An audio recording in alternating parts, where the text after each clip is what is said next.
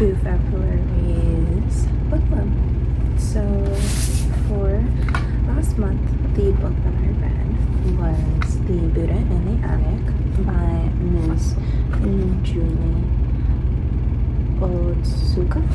This book I picked up at Barnes & Noble, and I just picked it up because I thought it was a very interesting story. So let's run through it.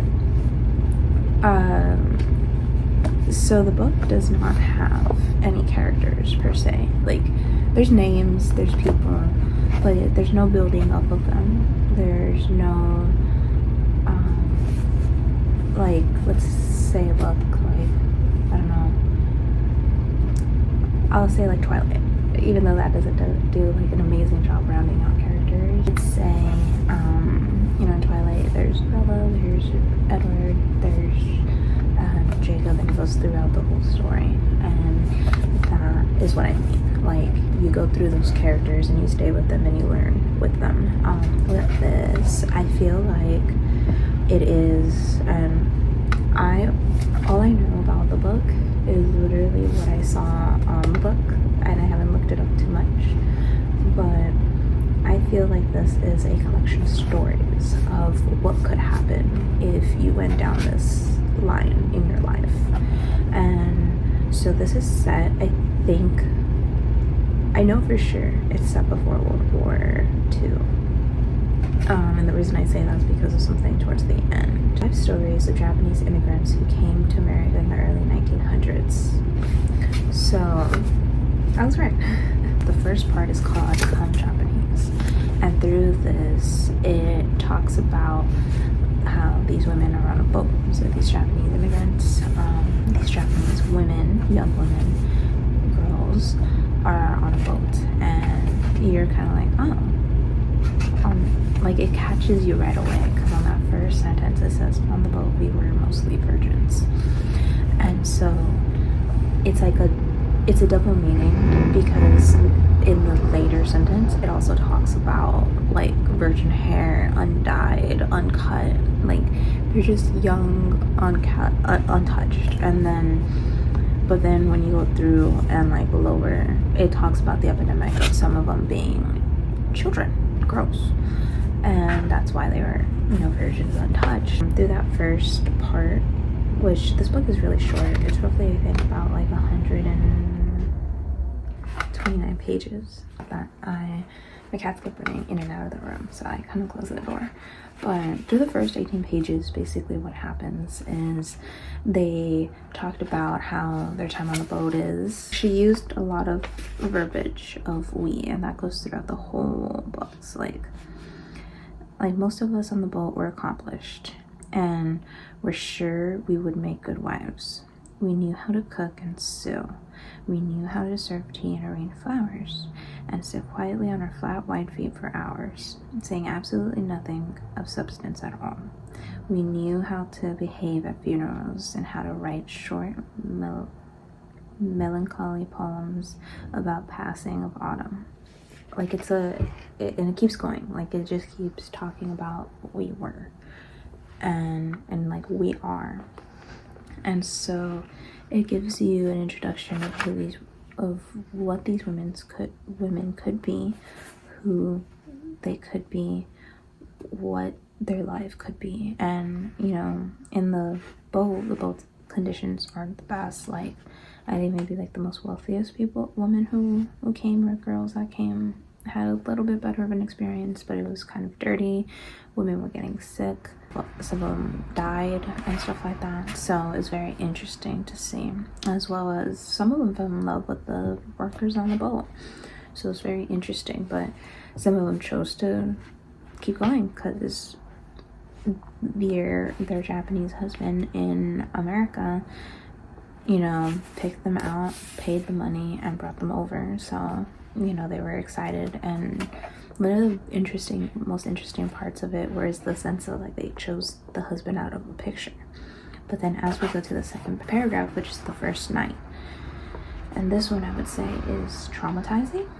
So the first night is literally 2 pages long, but it basically takes the consideration of some of these men weren't forthright with who they are, what they did, and where they came from and how they looked. So one of the biggest things that was said through the book is that when they saw the man, it did not look like the photo. And then when they saw his hands and everything, when it came down to the first night, they knew these men were not like, you know, businessmen per se. And not to say that you had to be a businessman, but you know, they came trusting that what was on the information was valid information. But then it does lead the argument of if it was right when they had been the bad guy because they knew and they wanted a certain kind of life, because that's something I think of. So trigger warning is about the first night to consummate the marriage. Next chapter is called Whites, and that one basically talks about in this time segregation was a thing and people were separated and not allowed certain rights. This is one of the longest chapters. This was from page 23 to 54, and basically it talks about after their first night where they ended up settling, because that first night was done in a hotel, or almost like immediately somewhere raunchy. And then when they went and they settled, you know, because of white-only towns and spaces, they ended up in the edges of town, in the undesirables, or in farming areas, worked as the hands of, in like the California region. Oh, when they came from Japan onto the boat, they landed in California, San Francisco to be correct. And then from there, they ended up going to different areas. And some of them picked grapes in Fresno or Denair. And when I think of this, I also think of a lot of similarities between the Dolores Huerta. She lived on a farm and was a part of the Mexican American generations that worked in agriculture under white men who owned these expensive farms and were treated in horrid conditions, and the pay wasn't great because then they would say, oh, we offset your housing, therefore we don't have to pay you as much, on top of being people of color. So I would always think of similarities when it came to her, because has always been one of my favorites when learning about the farmers' right movement. So one of the reasons why I found out like why these women were wanted were basically the idea of that Japanese women, and it's a stereotype up to this day still by Western folk, is that Japanese women are submissive, do not talk unless spoken to, and do not have a backbone. And a lot of you know, these men, like some of the Japanese women that did come to America during that time, were starting to find a little bit of a backbone. But that's why these men that were in America, these Japanese men, they would ask for a woman who was from Japan, therefore they could get everything they wanted, and a timid wife, and basically a second hand that is not paid. And it's servitude. It's, in a way, you think about it, how some of these people did make a lot of money and worked horrible hours and were in horrible positions, and they had servitude to the white farmers. But then you think about it, they turned around and they did it to the same person, to someone else. And so like these Japanese men, they would turn around and do it to their wife in most times, especially when their wife came from Japan. In that same chapter, they ended up also talking about the idea that, you know, these women and girls, oh, also the reason why I keep saying women and girls is because they did state from the women on the boat were from their 40s to potentially girls that were as young as 10. That were as young as like 10 or 11. That's why I'm saying that. I know it's a different time, but it's still wrong. And so this is when it goes into like a whole thing with the choices that, so if you ended up with a man who was a farmer, this is what your life could be, and then it gives a bunch of like things that could happen. And so if you were a farmer, you could you were expected to work and be nimble and fast. And one of the things is that I think it touches on the Asian stereotype, the model minority per se. And so they talked about how hard they worked, how even the white men that owned the field would realize that within other minorities that had worked the fields, these were the fastest, these were the ones who ate least, these these worked for less money, these were the people who did all of this. Like, it's these like that. I'm pulling from the wording, not as hateful as the wording was, but like these was used a lot. And like they would brag to their other friends and farmer friends and other like white men and be like, yeah, like I have Japanese immigrants working my fields, and they work so fast, so hard, and they've done like miles. That when they would work there from dusk to dawn every day for 6 days out of the 7, then their men would expect them to service them.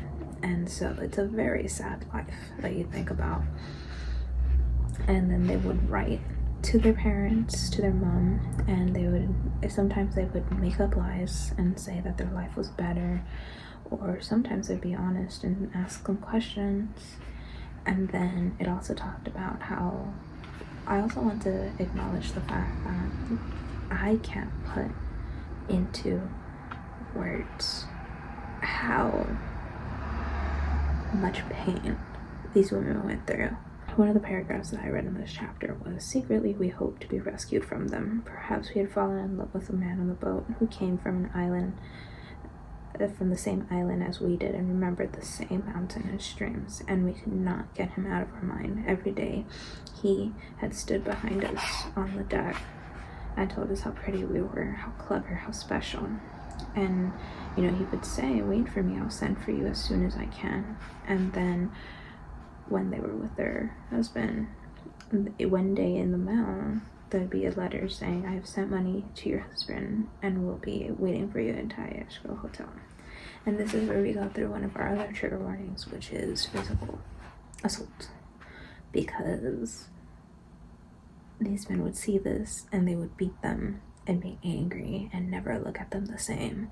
But then they would have to go because the money they sent was so much that, you have to think a farmer is not making anywhere near that. And this is during a time where 5 cents could get you a long way.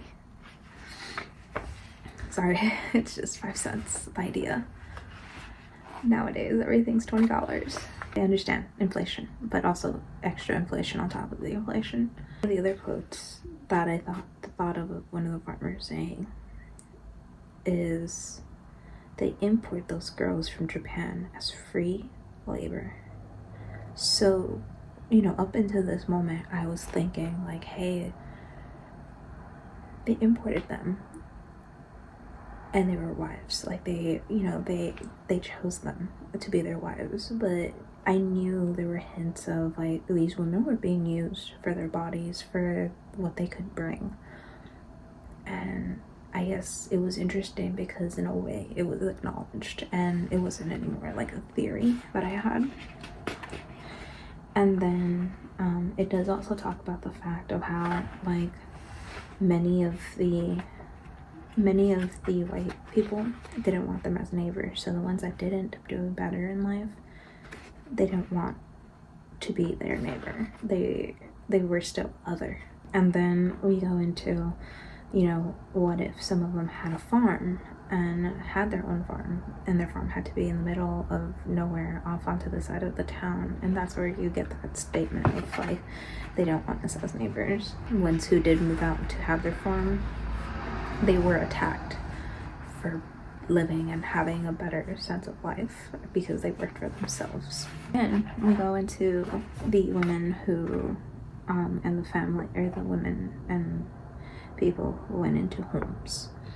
And it was a very interesting idea of how the Japanese women understood the white women who were, in sense, the madams.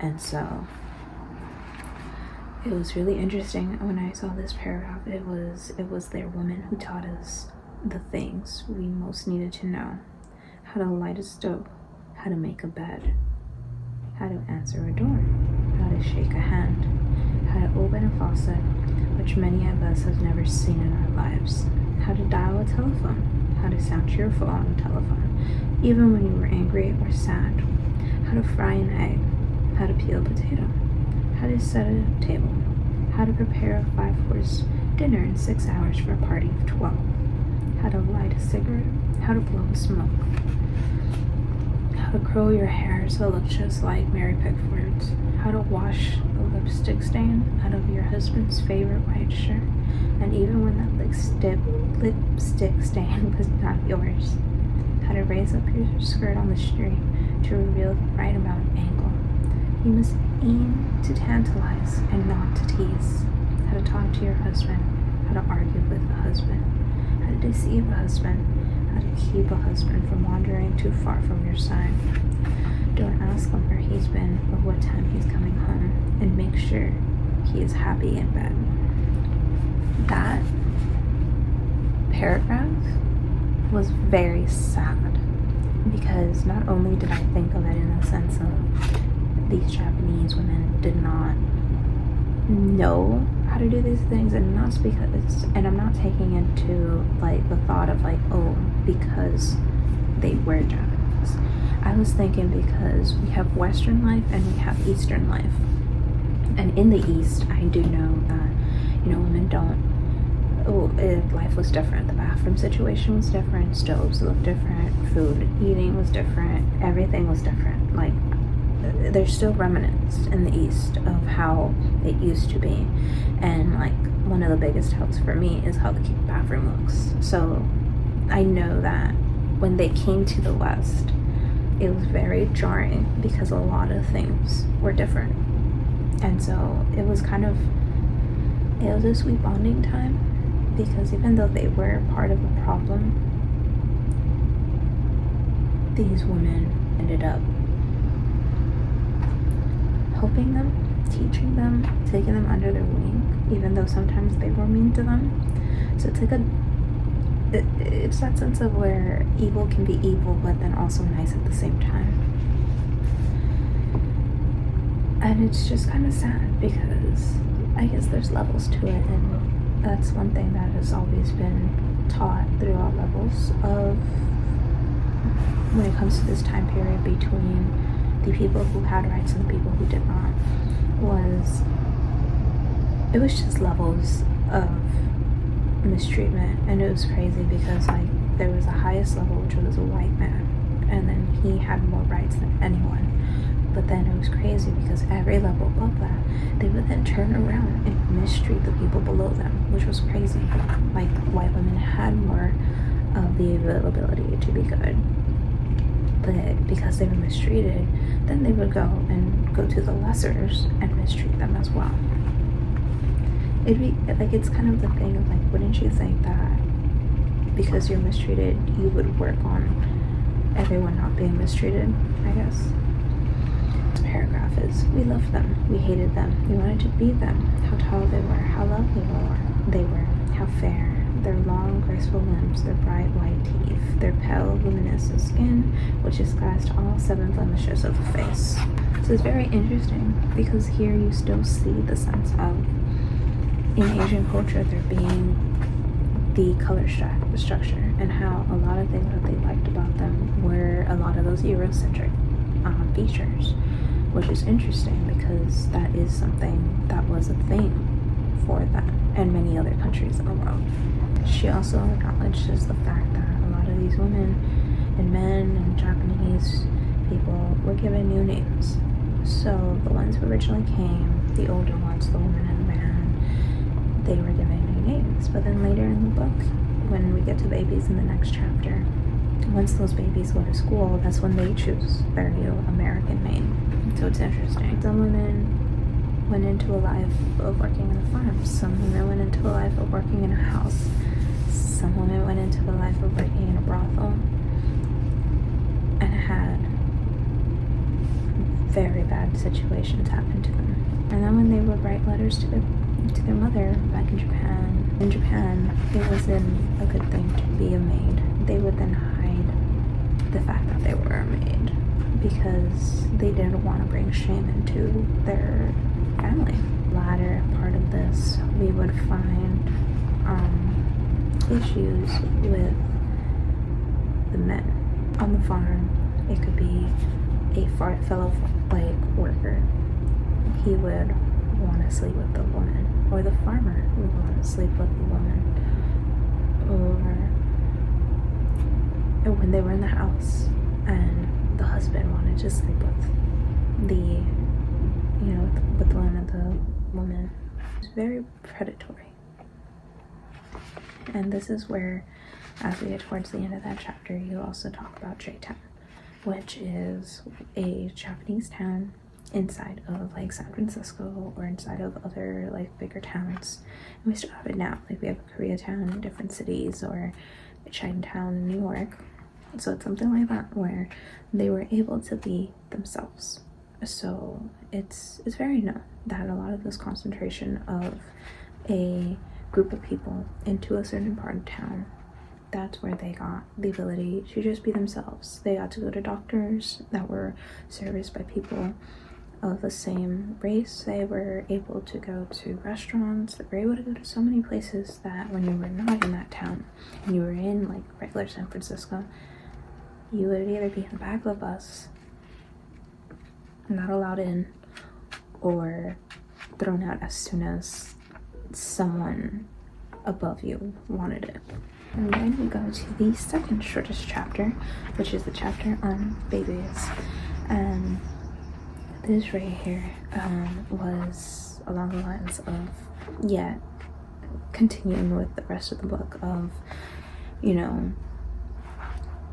we have babies under trees in 113 heat. We had babies beside wood stoves in a one-room shack. We gave birth on windy islands in Delta 6 months after we arrived. And the babies were tiny and translucent. And after 3 days, they died. We gave birth 9 months after we arrived to perfect babies with full heads of black hair.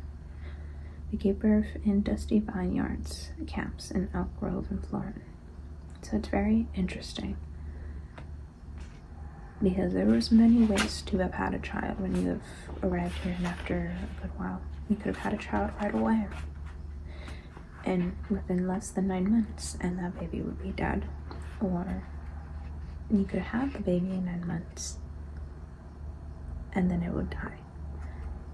Or the baby would live, and it wouldn't be what they wanted, and then they would let it stay outside, and if it survived through the night, then they would keep it. It was just a very sad thing. And then like the baby, there'd be midwives that would help them through, or then they would either have the baby by themselves because it came too early while they were working. And then, there were times where the baby didn't look like the husband, and the husband never spoke to them or looked at them again, and they had the babies. And then later, going into like the next chapter of the children, is that if the baby was a girl, they wouldn't give much attention to it, they wouldn't give much love to it, because a girl would grow up to a woman who would then be betrothed to her husband's family and leave. But a son would grow up, be strong, and then take care of the parents. So it's a very interesting idea where,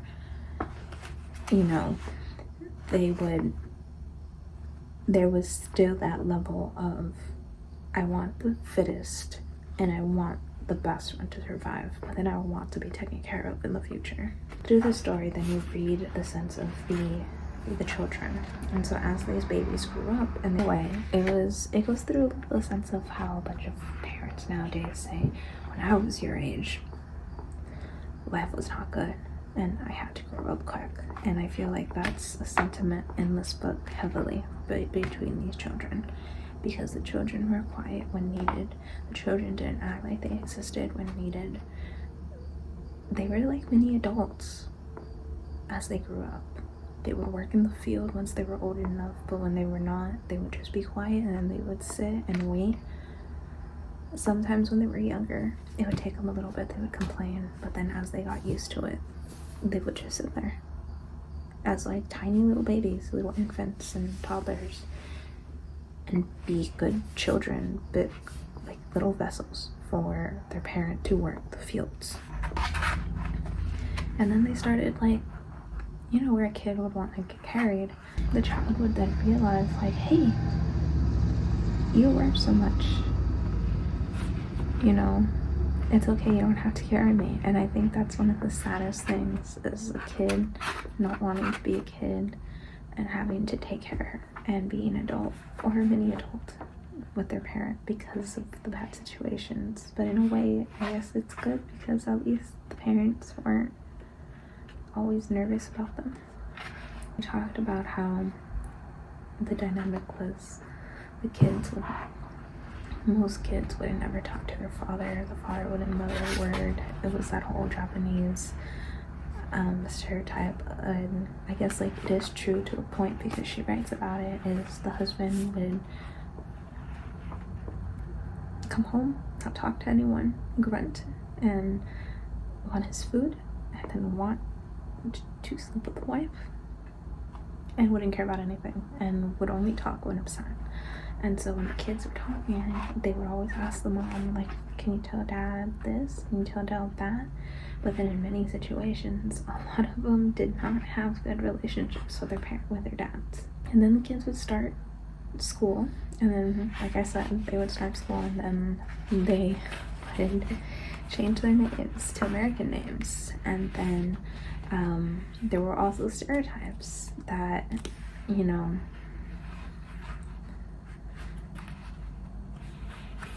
as the parents were teaching them manners and how to be, they would then say stereotypes which were insane about other Asian stereotypes of, you do not want to be like this and be like them. You want to be the model, not one of them. And so it was very racism within other Asians.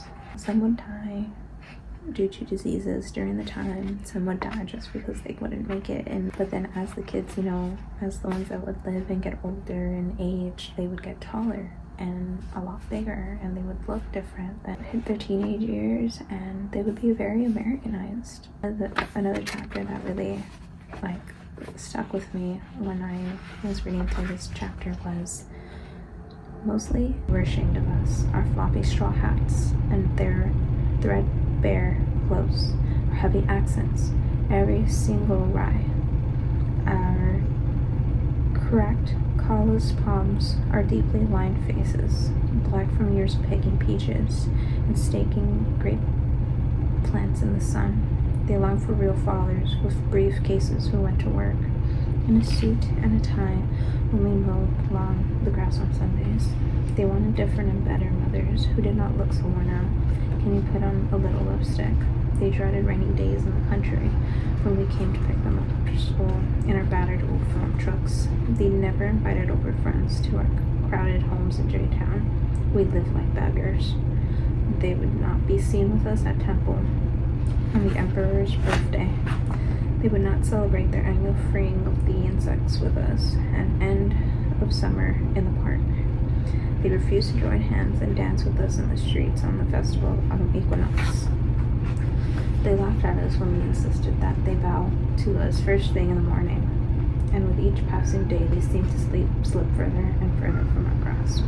I think that lies very true and very sad between immigrants and children of immigrants, is the idea of embarrassment. And as you try to become more Americanized, your parents tend to somewhat Americanize, but not completely.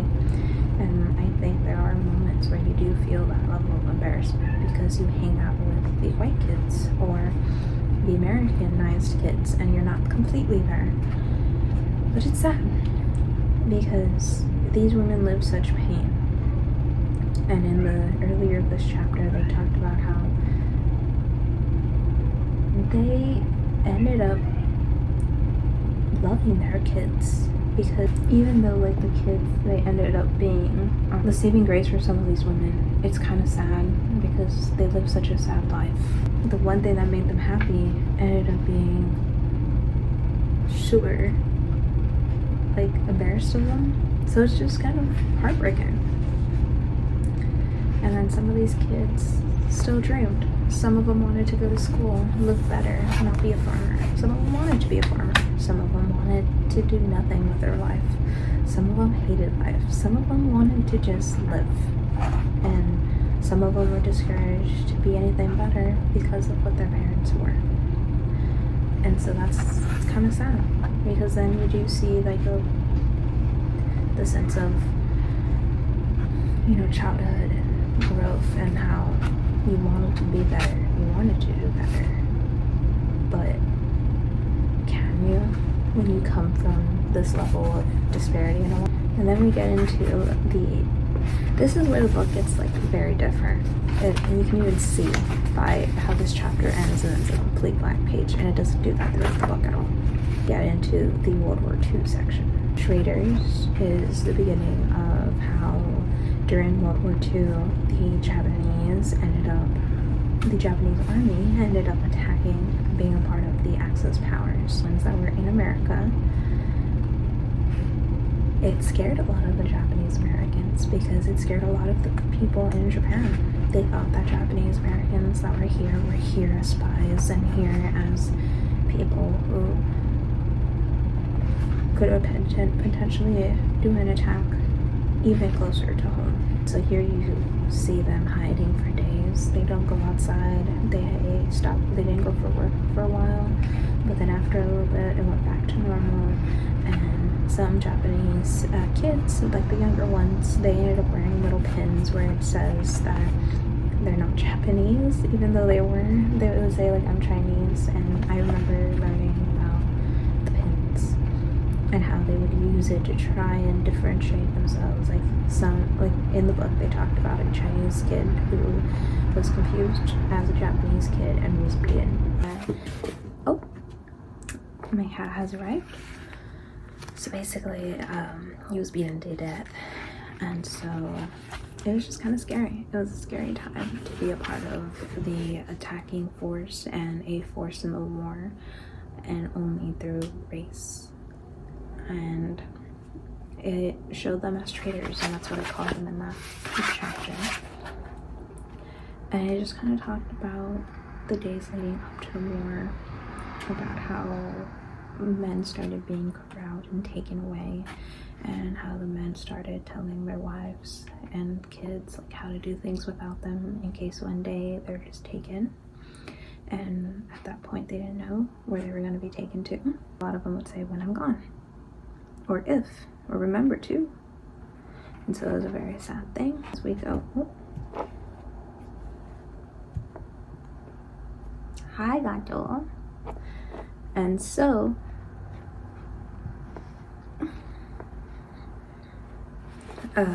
you can have them in the shop until they move, but it was kind of scary because some people just didn't know what was going to happen to them. And as it happened, as we got closer to the end of the chapter, they started talking about how entire communities were being rounded up or families were being taken, and they were just like, when is it going to happen to us? When are we going to be taken? Then you would see some people attacking each other, saying, why us and not the Germans or the Italians or the other Axis powers? And I guess like through there you think about the fact that, you know, it was a lot of fear going around. And then came the last day. So in town they ended up putting up signs saying, you know, in a couple days all Japanese people must leave and get on a train and go wherever they take them. That's what that next chapter is. And so they would have identification tags. They had to sell everything they had. Some people had businesses, they had to sell it. Some people would sell some other stuff, since when they left, people would potentially just steal them. And they would wrap all of their belongings they could and they would just prepare, put jackets on, or find a good way to carry things. And then they started talking about how some people were upset, like the younger kids were upset that they had to go. Talked about people being from all walks of life. Some people were potentially going to Princeton or college, or were going to be a mechanic, keep working on the farm, and they had to leave because that's what the country wanted, which is sad. Before they get to the disappearance, the chapter ends out with them all leaving at a certain time and date, and all of them, and it goes through so many different kinds of people who are leaving. Aging bachelors, to a woman of uncommon beauty who none of us had ever seen before, who had been doing laundry, or someone carrying all their Buddhas, or Mitsuko who left nauseous and unexpectedly pregnant for the first time in her life at 48, or a child who left not knowing that this was going to be for a long time and not for a short trip. Very sad because you got to see in human eyes, like, all people from all walks of life that were of Japanese descent coming together and leaving. Not at will, but because they wouldn't disobey, they did. There's a disappearance, and this changes. So all of this is like short stories, kind of from the Japanese perspective of the women, and then this last one kind of feels like they went to an American perspective, like any other race but Japanese. Hello, little gato.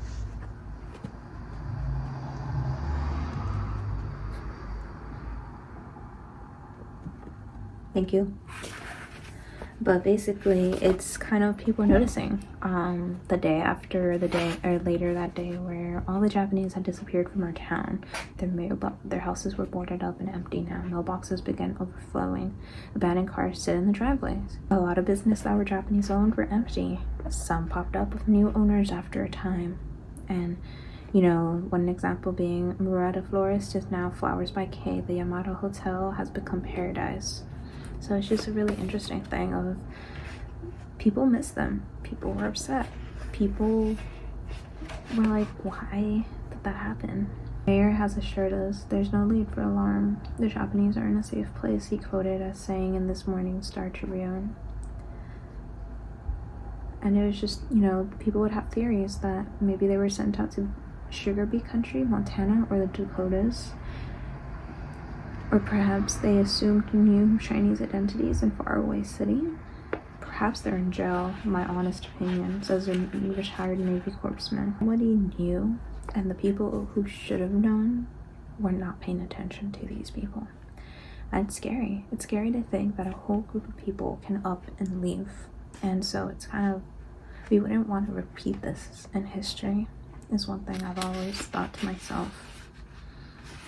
And then it states, like, you can still see the official notices nailed to the telephone poles on the street corners downtown, but already they're beginning to tatter and fade. And after last week's heavy rains, the large black letters on top, instructions to all persons of Japanese ancestry, are still legible.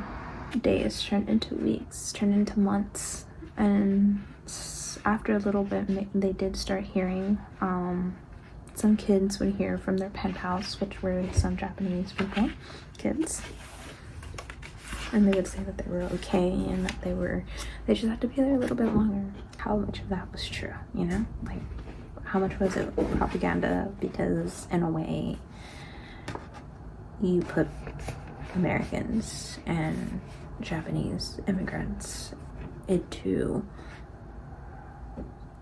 an internment camp. They left behind, or the animals they left behind, the dogs, and how the dogs were very well behaved. Some Japanese did stay behind, and it was a prisoner at the county jail, or an expectant mother who was about to have a baby, or a kid with polio, or a woman in an asylum. And these were the only, like, few remaining bits of Japanese people. And then at one point they did state that they would be upset because they're like, where did they go? Would acknowledge and say how it was not right and how what stops it from being someone else. But then as time passes, you then start to realize, well, if they're not coming back, I guess we gotta replace them. And that's when people start forgetting about them and stop thinking about them. Families talk about the people who move in next door or the people who take on the jobs that they were doing, and a lot of the Americans and the white people were like, these people were so much better and we miss them, but I guess we gotta keep going. And even though we don't like who's doing the job now as much, we need to keep going. And I guess it's just a really sad thought of what happened during that time. So my recap from this book, I enjoy it. It's a fun, sad, depressing, emotional book. It is interesting to learn since it is a collection of stories within the Japanese perspective of women who came to America to marry a Japanese American. It is very interesting to see an insight of a different group of people. I really enjoyed it in the sense that it was very depressing. I would give a trigger warning in the sense of assault, in sexual, physical, verbal. And if you are not ready to hear in topics of assault, abuse, any other kind of things like suicide, I would say just don't read the book unless you are ever in a proper mindset to do so. With that being said, I do believe it's a good book that people should know about and read to understand a different perspective of a different group of people. Therefore, I would say it is a good 4 stars out of 5. And it is a really short read. I finished it in like 3 days, and that's with work. It's 129 pages long. And it's written very well. I really enjoy how she writes people and how she writes the story. If you have a hard time connecting with characters, I think you'll really enjoy it since there's not really a character. And because they're talking about people's lives, it tends to point at most intense and like strategized thoughts instead of just going through a lot of melancholy and, you know, instead of going through very bare topics, it's very strategic in what it tells you and how it shares a story. Do pick up this book. Do be cognizant of the fact that there are things that could be triggering, but it is a good 4 out of 5 stars. And that is February's book club. Bye.